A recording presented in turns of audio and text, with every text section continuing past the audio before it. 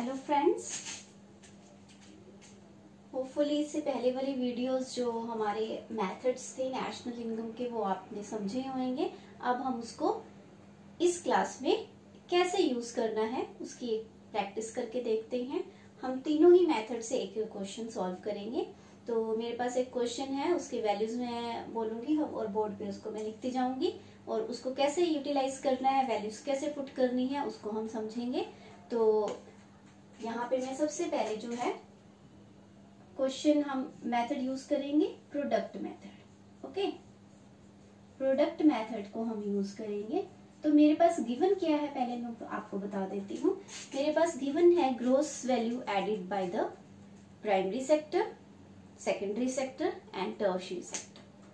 तीनों सेक्टर्स का हमारे पास ग्रोस वैल्यू एडिड है। ग्रोस वैल्यू एडिड जो हमने मेथड किया था वो कहाँ आता था, पहले आता था वैल्यू ऑफ आउटपुट। ये पहला स्टेप था जिसमें आप क्या कर रहे थे, sales plus change in stock. Okay, दूसरा था वैल्यू एडिड जिसको मैंने आपको बताया था GVA एट मार्केट प्राइस बोलते हैं। अगर आप 1-2 फॉर्म्स का कर रहे हैं तो ये था हमारा value of output minus intermediate consumption. अगर ये सभी फॉर्म्स कलेक्टिवली हम ले रहे हैं तो वो हमारा GDP-MP बन जाता है for all firms those are producing in an economy. Okay, तो हमारे पास क्या दिया हुआ है, हमारे पास GVA दिया हुआ है प्राइमरी सेक्टर का, सेकेंडरी सेक्टर का एंड टर्शियरी सेक्टर का। ओके, तो हमें ये वाला काम करने की जरूरत नहीं है, हमारे पास ऑलरेडी ये स्टेप सॉल्व करके दिया हुआ है। तो हम इससे फर्दर अगले स्टेप पे चलेंगे। तो इस क्वेश्चन के अकॉर्डिंग जब आप तीनों सेक्टर्स का ऐड कर लेते हो तो हमारे पास आ जाएगा सभी फर्म्स का GDP मार्केट प्राइस आ जाएगा। ओके, तो हम GDP देखते हैं। GDP मार्केट प्राइस, तो मैं यहाँ प्राइमरी सेक्टर को P डाल रही हूँ, PS, सेकेंडरी को SS, ऐसे करके मैं शॉर्ट में लिख रही हूँ। प्राइमरी सेक्टर का हमारे पास है प्लस सेकेंडरी सेक्टर का है, टर्शियरी सेक्टर का है। क्या है, gross value added at market price, gross value added at market price, ये हमारे पास गिवन है। ओके, तो इसकी वैल्यू पुट करते हैं। क्या वैल्यूज गिवन है, प्राइमरी सेक्टर की वैल्यू है 1600, दिस इज 1600। सेकेंडरी सेक्टर की वैल्यू है हमारे पास 2500 एंड दिस इज 1200। हम सबको सम करेंगे तो हमारे पास GDP-MP आ जाएगा और ये जो वैल्यू है दिस इज 5300। ओके, ये रुपये में होगा या लाख करोड़ जो भी यूनिट होगी आप मेंशन कर सकते हैं साथ में। तो हमारे पास GDP आ गया है। अब इस GDP को हमने NNP बनाना है। तो NNP कैसे बनाएंगे, सबसे पहले NDP बनाते हैं, G को कन्वर्ट करते हैं। तो GDP-MP माइनस डेप्रिसिएशन, तो ये आपके पास आया है 5300। डेप्रिसिएशन की वैल्यू गिवन है हमारे पास, वो वैल्यू क्या है, दिस इज 500। Depreciation is 500। तो जब आपने इसको माइनस किया हमारे पास क्या आ गया, हमारे पास आ गया 40, अलग कर लेते हैं, उसमें अलग किया है 00 13 8 और 4। नेक्स्ट, अब इसको चेंज करते हैं, हमारे पास D को चेंज करते हैं, इसको बनाते हैं NNP-MP। क्या आ जाएगा, NDP-MP माइनस प्लस NFIA। अब NFIA की भी वैल्यू हमारे पास होएगी, देख लेते हैं क्या है वो। NFIA हमारे पास है 100। ओके, तो ये कितना हो गया 49 NNP। अब लास्ट स्टेप चलेंगे। लास्ट स्टेप मैं यहाँ पे कर रही हूँ क्योंकि नीचे स्पेस नहीं है। NNPFC बनाना है लास्ट, तो NNP-MP में माइनस NIT करेंगे। ओके, तो ये आपके पास वैल्यू पता है हमें कितनी है, 4900 है। तो माइनस NIT करना है, NIT की वैल्यू जो है 700 हमारे पास है। ओके, तो इसको माइनस करेंगे 700 को, तो कितना आ गया 4200 जो है हमारा NNP FC आ गया। This is a national income.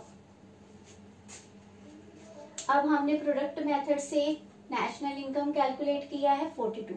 अब हम नेक्स्ट मेथड से करते हैं, वहां पे भी सेम आंसर निकलेगा नेशनल इनकम का। तो हम नेक्स्ट मेथड करते हैं।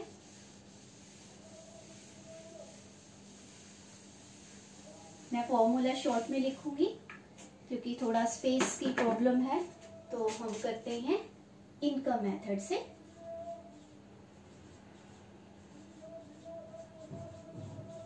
इनकम मेथड यूज करते हैं तो हमारे पास NDPFC आता है, ये आप ध्यान रखेंगे। हमारे पास पहला कंपोनेंट क्या है, compensation of employees plus operating surplus plus mixed income of self employed. Okay, आगे फर्दर इनकी डिविजन हमने की थी। अब हम चेक करते हैं वैल्यूज क्या क्या गिवन है। Compensation of employees directly given है हमारे पास, दिस इज अ 1500, ये 1500 दिया हुआ है, प्लस ऑपरेटिंग सरप्लस जो है वो अलग से दिया हुआ है। तो इसकी फर्दर डिविजन्स की थी, rent, interest, royalty and profits, तो वो अलग अलग दिए हुए हैं, तो हम उनको अलग अलग लेंगे। रेंट एंड रॉयल्टी है 1000, देन इंटरेस्ट 450, प्रॉफिट्स देखते हैं। प्रॉफिट्स जो है वो है 550। ये तीनों क्या है, ये ऑपरेटिंग सरप्लस है। Last mixed income, mixed income जो है वो है 600। अब सबको सम करेंगे, हमारे पास NDPFC आ जाएगा। तो सबका जो सम हमारे पास आया वो है 4100।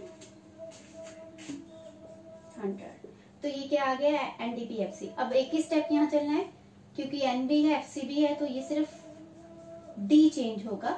तो D चेंज करने के लिए क्या करेंगे, डोमेस्टिक को नेशनल बनाना है, plus net factor income from abroad, ये था हमारा 4100, और net factor income from abroad हमारा है 100।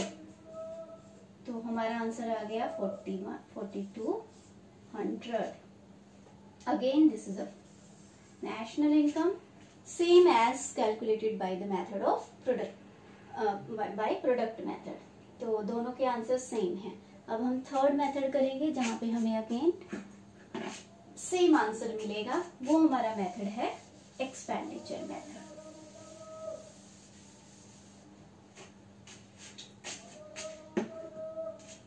तो एक्सपेंडिचर मेथड को भी मैं शॉर्ट में ही लिख रही हूँ। एक्सपेंडिचर मेथड, इसको GDP निकलेगा हमारे पास, मार्केट प्राइस। इसमें एक चीज और मैं आपको क्लियर करती हूँ अभी। इसका फर्स्ट था हमारा private final consumption expenditure plus government final consumption expenditure plus gross domestic capital formation plus net exports. तो नेट एक्सपोर्ट्स लिख देते हैं। ओके, अब यहाँ पे आप एक चीज ध्यान रखेंगे, ये एक चीज है फाइनल कंजम्पशन एक्सपेंडिचर, जो ये वाला पार्ट है, ये वाला, इसको ध्यान रखेंगे आप। यहाँ पे ये जो G है ग्रोस, इसका मीनिंग यहाँ पे क्या आता है, gross, gross domestic capital formation, जिसकी फर्दर दो डिवीजन है, gross domestic fixed capital formation, change in stock. तो ये जो G है वो इसको इफेक्ट करता है। अगर यहाँ पे ग्रोस होगा तो यहाँ भी ग्रोस में ही आएगा। अगर ये नेट में दिया है, हमें नेट में हो सकता है, तो यहाँ पे आप कंफ्यूज नहीं होंगे, ये नेट डोमेस्टिक कैपिटल फॉर्मेशन हो सकता है, तो ये भी फिर नेट में चला जाएगा क्योंकि वो ऑलरेडी डेप्रिसिएशन पहले ही माइनस करके आपको ही नेट में दे रहे हैं। तो वो ऑलरेडी डेप्रिसिएशन माइनस हो गया, तो यहाँ अलग से नहीं करेंगे बाद में, ये भी आपका N बन जाएगा G की जगह पे। तो ये ध्यान रखना है। कई बार क्या होता है, इसके जो दो पार्ट हैं जिसको हम gross domestic fixed capital formation बोलते हैं, चेंज इन स्टॉक बोलते हैं, अब ये भी नेट में हो सकता है, ये आपके पास गिवन नहीं है, ये दोनों दिए हैं, तो जब दोनों को जोड़ोगे तो ये नेट डोमेस्टिक कैपिटल फॉर्मेशन ही आएगा, ये ग्रोस में नहीं आएगा, क्योंकि यहाँ ग्रोस को पहले ही नेट बना दिया। तो ये चीज आपने ध्यान में रखनी है कि यहाँ पर गड़बड़ हो सकती है। तो हम इसकी वैल्यूज चेक करते हैं। वैल्यूज क्या क्या है हमारे पास। तो सबसे पहले प्राइवेट फाइनल कंजम्पशन एक्सपेंडिचर है 3500, दिस इज 3500 प्लस गवर्नमेंट का चेक करते हैं। गवर्नमेंट का है 650 plus gross domestic capital formation 1300 plus net exports देखते हैं। नेट एक्सपोर्ट्स हैं -150, इसको ब्रैकेट में ही लेंगे -150, क्योंकि ब्रैकेट ओपन होएगी तो साइन चेंज होएंगे, आपने पहले ही माइनस नहीं लगा देना है। ओके, तो इनको हम सॉल्व करेंगे, ये सब प्लस हो जाएंगे, प्लस माइनस माइनस हो जाएगा, तो आपके पास जो आंसर आएगा दैट इज 5300। ये जीडीपी एमपी आ गया। अब इस जीडीपी एमपी को हमने क्या बनाना है, माइनस डेप्रिसिएशन करोगे तो हमारे पास आ जाएगा एनटीपी एमपी। ठीक है, तो 5300 माइनस डेप्रिसिएशन, डेप्रिसिएशन कितना है 500, तो 500 किया आपने, कितना आ गया 0 0, 13 में से 5 8 एंड 48। तो जीडीपी पहले भी सेम आया था, जीडीपी यहाँ पे भी सेम आया, फर्स्ट जो हमने क्वेश्चन किया था, दोनों में जीडीपी की वैल्यू भी सेम आ रही है। नेक्स्ट हम क्या करेंगे, एनडीपी एमपी को नेशनल में कन्वर्ट करेंगे, एनएफआईए, तो ये आपका एनएनपी एमपी बन जाएगा। इसकी वैल्यू कितनी आई 48,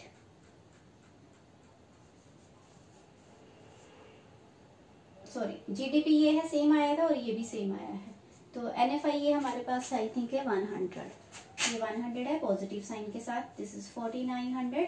लास्ट एनएनपीएफसी बनाना है हमने, तो क्या करेंगे माइनस एनआईटी, तो कितनी वैल्यू है हमारे पास, ये हमारा आ गया 4900। एनआईटी कितना है हमारे पास, एनआईटी है 700, तो ये आपका आ गया 4200 एनएनपीएफसी। तो तीनों क्वेश्चंस के थ्रू हमने चेक किया कि नेशनल इनकम तीनों में सेम, अगर ये सेम ईयर का डाटा है, अलग अलग ईयर्स का नहीं, वो अलग होगा फिर, तो सेम ईयर का ही फिगर्स हैं, तो सबका जो आंसर है वो सेम आना चाहिए। अगर आपने एक ही चीज निकालनी है तो ये आप ध्यान रखेंगे। तो ये थी हमारी कि हमने मेथड्स को कैसे यूज करना है, वैल्यूज कैसे पुट करनी है और किस तरह से स्टेप्स को फॉलो करना है। मैंने एक एक स्टेप यहाँ पे यूज किया है ताकि आप भी इसी को फॉलो करो, और अगर गलती हो रही है तो जहां हो रही है वहीं से नंबर कटेंगे, फिर पीछे वाले नहीं कटेंगे। अगर आप इसके साथ ही ये सब लिख दोगे और आंसर आपका गलत आ जाएगा तो सारा एक गलत हो जाएगा। ओके, तो आपने ये भी पूरा लिखना है, उसके साथ फिर वैल्यूज भी बतानी है, स्टेप वाइज चलना है लाइक मैथ्स। तो ये था हमारा लेसन कि हमने कैसे इन मेथड्स को यूज करना है, and this needs a lot of practice. आपको डेली इसकी प्रैक्टिस करनी है, ज्यादा नहीं, डेली एक एक दो दो क्वेश्चन की प्रैक्टिस करोगे तो भी सफिशिएंट है। तो होपफुली आप को इससे ये नॉलेज हो गई कि इन मेथड को हमने कैसे यूटिलाइज करना है। Thank you.